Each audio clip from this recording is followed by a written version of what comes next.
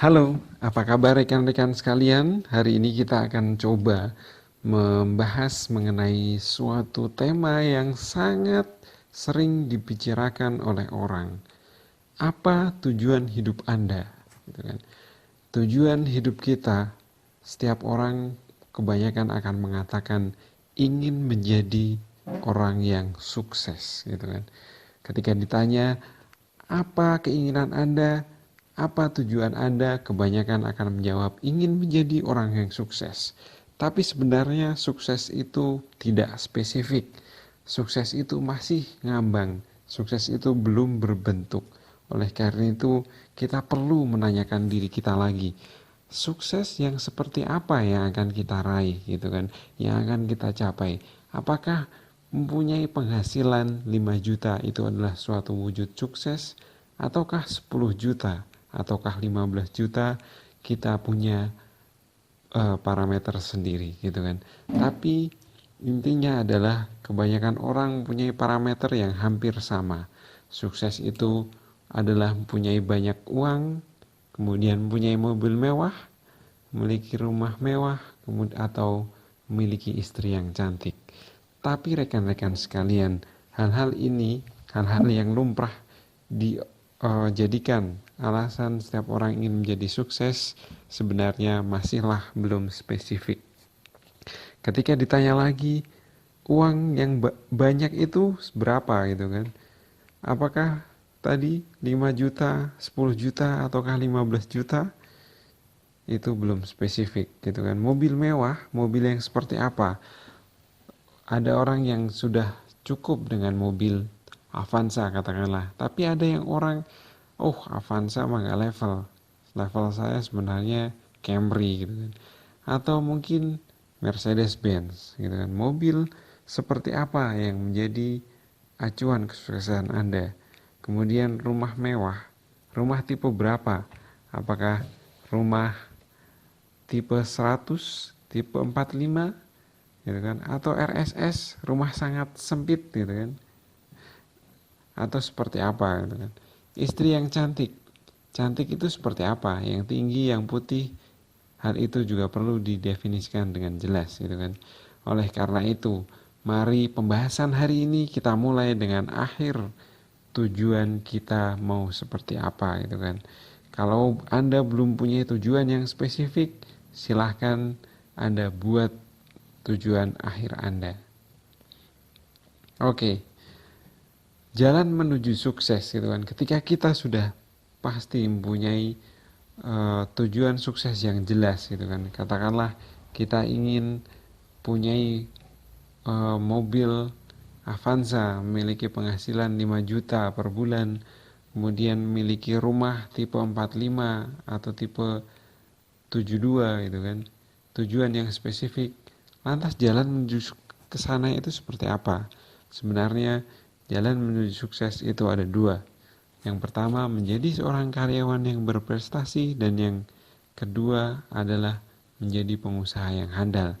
Kita tahu ketika kita memiliki usaha yang berhasil atau usaha yang jalan, itu juga bisa menjadi jalan menuju sukses gitu kan. Tapi hari ini kita akan membahas mengenai bagaimana kita menjadi seorang karyawan yang berprestasi. Kenapa?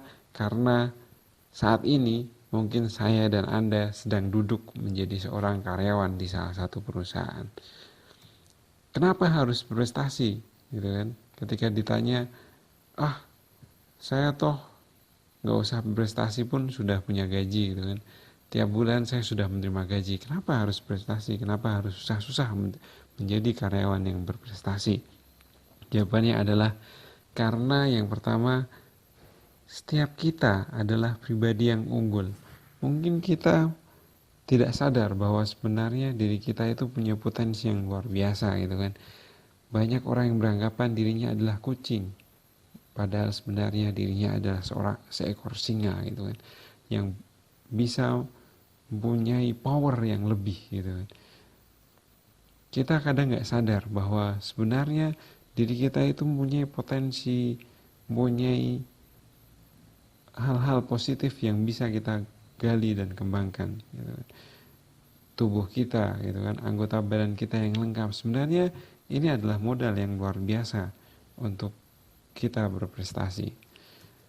Kita bisa belajar dari seorang Nick Vujicic. Beliau dilahirkan tanpa lengan dan tanpa kaki gitu kan. Ketika lahir dia menjadi anak yang sangat minder, mungkin hampir-hampir depresi gitu kan. Ketika dia tidak lebih baik daripada orang-orang yang lain gitu kan. Tapi perlahan Nick Vujicic bisa menemukan potensinya, bisa menggali apa yang menjadi kelebihannya daripada orang yang lain gitu kan. Dia punya mindset yang luar biasa sehingga saat ini Nick Vujicic menjadi trainer termahal dunia gitu kan. Salah satu trainer termahal di dunia. Ketidakadaan lengannya, ketidakmampuannya berjalan tidak membuat dia minder ketika harus bicara di depan orang banyak gitu kan. Justru dia memiliki power gitu kan ketika memberikan contoh-contoh yang sederhana bahwa dia tidak mampu bangun, bahwa dia tidak bisa berdiri ketika jatuh gitu kan, tapi dia tetap tidak menyerah dan akhirnya dia mampu untuk berdiri gitu kan. Suatu hal yang sederhana yang mungkin kita semua tidak begitu memperhatikan, bahwa ketika jatuh dan berdiri itu merupakan suatu yang mudah, tapi bagi Nick hal itu adalah suatu yang luar biasa, dan dia dengan contoh-contohnya yang sederhana bisa memberikan inspirasi bagi banyak orang. Maka langkah pertama kita adalah mari kita kenali potensi kita gitu. Kita punya apa gitu kan. Sebenarnya apa sih kelebihan-kelebihan kita gitu.